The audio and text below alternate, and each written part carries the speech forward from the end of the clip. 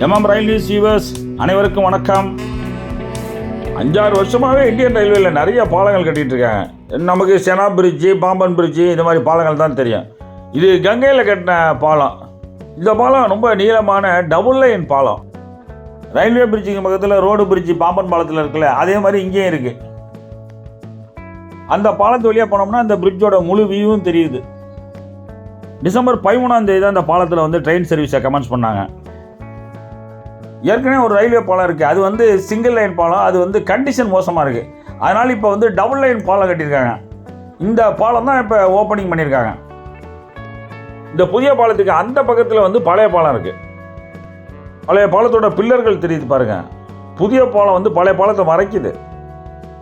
Railway ரெக்கார்டுகளில் இந்த bridge வந்து Ganga bridge number 111 போட்டிருக்காங்க. 2019ஆம் ஆண்டு கட்ட ஆரம்பித்தாங்க இந்த பாலத்தை. RVNL தான் கட்டினாங்க இந்த பாலத்தை. பிரயாக்ராஜில் டாராகஞ்சுங்கிற இடத்தையும் ஜூஷிங்கிற இடத்தையும் இணைக்கிற பாலம் இது. பாலத்தில் இவ்வளவு வேகமாக போயும் பாலத்தை அந்த பக்கம் போய் சேர முடியல. 2.25 கிலோமீட்டருக்கு பாலத்தை கட்டி வச்சா எப்படி போய் சேர்றது? பாலம் கட்ட 495 கோடி செலவாகும்னு எஸ்டிமேட் போட்டாங்க. இப்போ அதை தாண்டி 200-300 கோடி கூடுதலாக செலவாகி இருக்கதா சொல்கிறாங்க. ஆனால் இன்னும் கரெக்ட் ஃபிகர் இன்னும் சொல்லலை அவங்க. இந்த செக்ஷனில் ட்ரெயின் ஃப்ரீக்வன்சி ஜாஸ்தி, அதனால தான் டபுள் லைன் பாலமாக போட்டிருக்காங்க.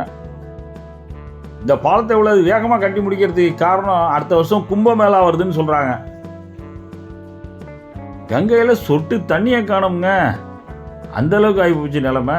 இதில் எப்படி கும்பமேளாவில் போய் குளிப்பாங்க? ஏதோ ஒரு ஓரமாக தண்ணி ஓடும் போல் இருக்கு.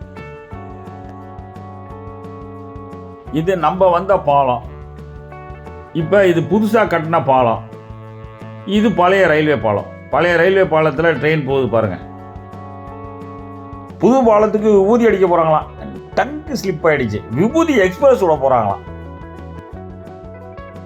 புது பாலத்தில் ஃபஸ்ட்டு விபூதி தான் போகணும்னு பழைய பாலத்தில் குடிச்சு போயிட்டு இருக்கு போல் இருக்கு.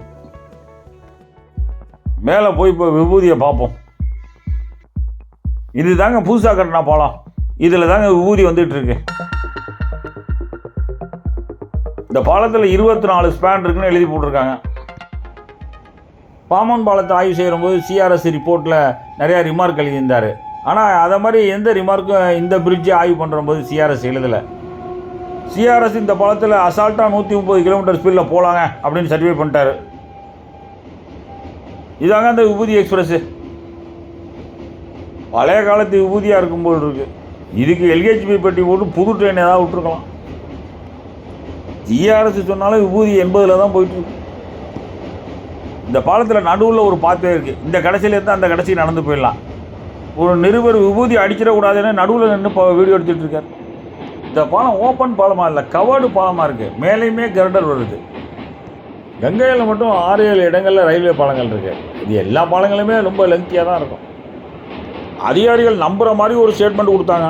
பாலத்தில் ஃபஸ்ட்டு விபூதி எக்ஸ்பிரஸ் வந்தது தற்செயலாக நடந்ததுங்க, நாங்கள்லாம் ஒன்றும் சொல்லி அனுப்பலைங்க அப்படின்னு சொல்லிட்டாங்க. நம்ம பாம்பன் பாலத்தில் விட போகிறது இந்த மாதிரி விபூதி தீர்த்தம்லாம் கிடையாது. வந்தே பாரத் கும்பமேளாவுக்கு போகிறவங்க இந்த பாலத்தை பார்த்துட்டு வாங்க. பிரம்மாண்டமாக இருக்குது. வீடியோ பிடிச்சிருந்தா லைக் பண்ணுங்கள், மறந்துடாமல் சப்ஸ்கிரைப் பண்ணுங்கள், ஷேர் பண்ணுங்கள். வணக்கம்.